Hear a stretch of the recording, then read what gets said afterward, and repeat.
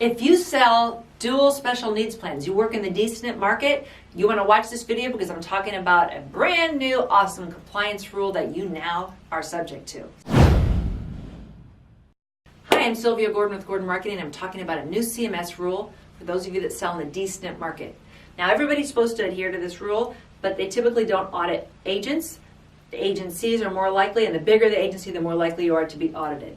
So we are an FMO, NMA, NMO, IMO, whatever they call us, for all the largest carriers in the Med Advantage space. So at our level, we are subjected to audits, and you are too, but you're not as likely to be audited unless you're a big agency.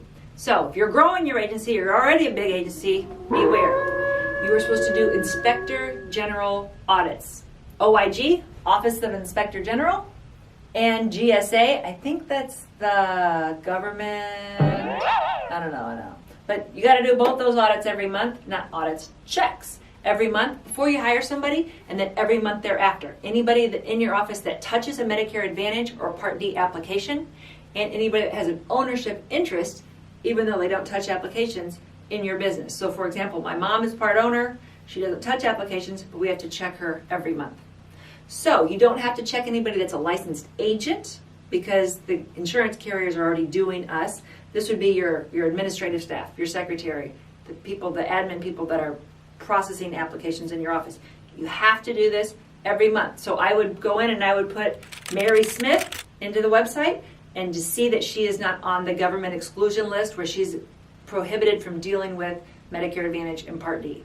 So all you do is you put it in, and then you have to do a screenshot or save it for 10 years to prove that you did it every month for every employee that touches applications or anybody in your office that has an ownership interest. So let's say you're in the DSNP market. Now this is something new. Now you have to not only do the OIG, GSA checks, now you have to go in and check for people on Medicaid that they're not on the Medicaid exclusion list. So you don't have to do this in every state, but in almost every state. There's 9 states that don't require this. But if you're selling DSNP in all the rest of the country, you have to start doing this every month before you hire somebody. You have to prove it if you're audited, and every month thereafter. So keep this in a file. All CMS documents, as you know, are required to be kept for 10 years. It's real quick to do it. There are companies you can pay that do it for you, but you have to do it. So we had a large MGA last year that missed 1 month, maybe it was 2 months, but they've been doing it for years, but they missed 1 or 2 months, and they got audited. So they failed the audit, right? Because when the carrier audits you, the carrier is being audited by CMS. So when you fail an audit, they fail an audit, and that all rolls into star ratings, and it's all bad.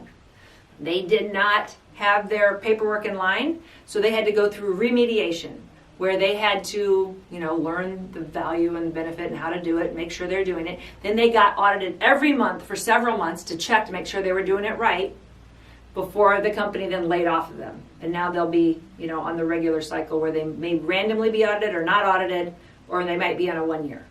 So you don't want to get on the bad side of any carrier. You need the carriers, and they need you to be compliant. It's just a simple extra step, but if you do sell DSNP, you got to start doing it right now.